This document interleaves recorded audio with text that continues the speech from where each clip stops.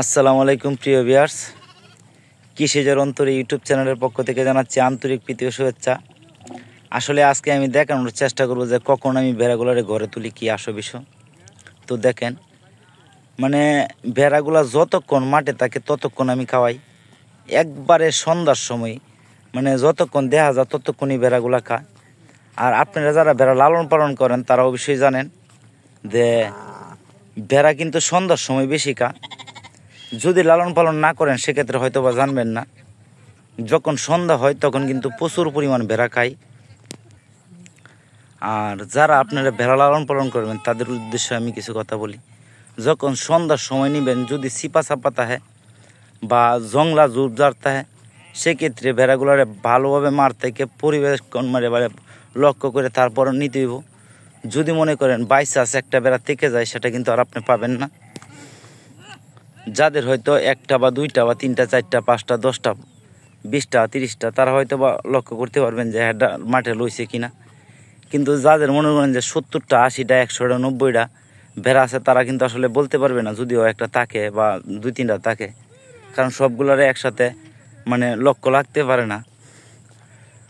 যার কারণে আমি বলি অবশ্যই যখন মাঠ থেকে নিবেন ভালোভাবে মাঠটারে মানে একবারে লক্ষ্য করে দেখবেন যে ভেড়াগুলো হেডটা মাঠে আছে কিনা। যদি মাঠে এক একটা তাকিয়ে যা বা 2-3টে আলাদা তাকিয়ে যা, তাহলে কিন্তু সমস্যা, হয়তো বা কুকুরে কামড়াইব বা অন্য কিছু কামড়াইব। তো দেখেন কত সুন্দরভাবে ভেড়াগুলো যাইতেছে। আসলে সন্ধ্যার সময় যখন একবারে সবাই চলে যা গরু বাছুর নিয়ে, তখনই আমি ভেড়াগুলারে নিই। আসলে এইরকম কোনো ব্যাপার না।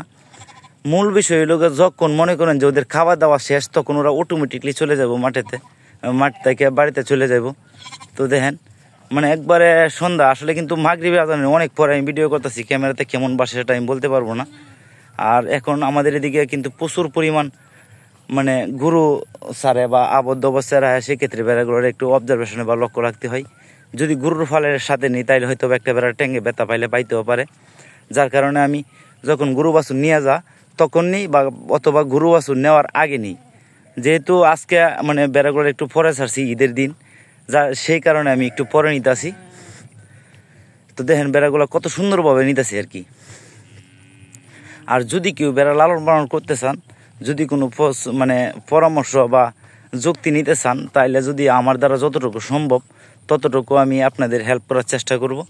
আরেকটা বিষয় হইল ভেড়া পালতে গেলে সবচেয়ে বেশি যেটা দরকার সেটা হলো চারণভূমি। যদি চারণভূমি না থাকে সেক্ষেত্রে হয়তো বা 5টা 10টা লালন পালন করতেই পারেন, কিন্তু সেরকম প্রফিট হবে না। কিন্তু আমাদের এদিকে বর্তমানে চারণভূমি কমে গেছে, দেন পানি আইসা গেছে অলরেডি।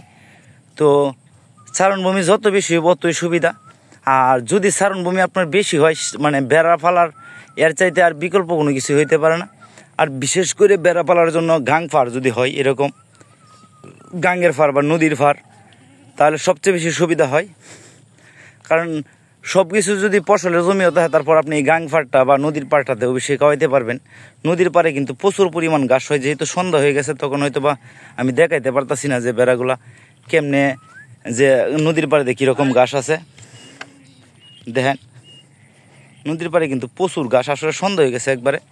তো ধন্যবাদ সবাইকে, সবাই ভালো থাকেন, সুস্থ থাকেন, আমার জন্য দোয়া রাখেন। আমিও দোয়া করি যেন যারা খামার করার স্বপ্ন আছে তারা যেন অবশ্যই তাদের খামারটা সাকসেস করতে পারেন বা বাস্তবে রূপ দিতে পারেন। আসসালামু আলাইকুম।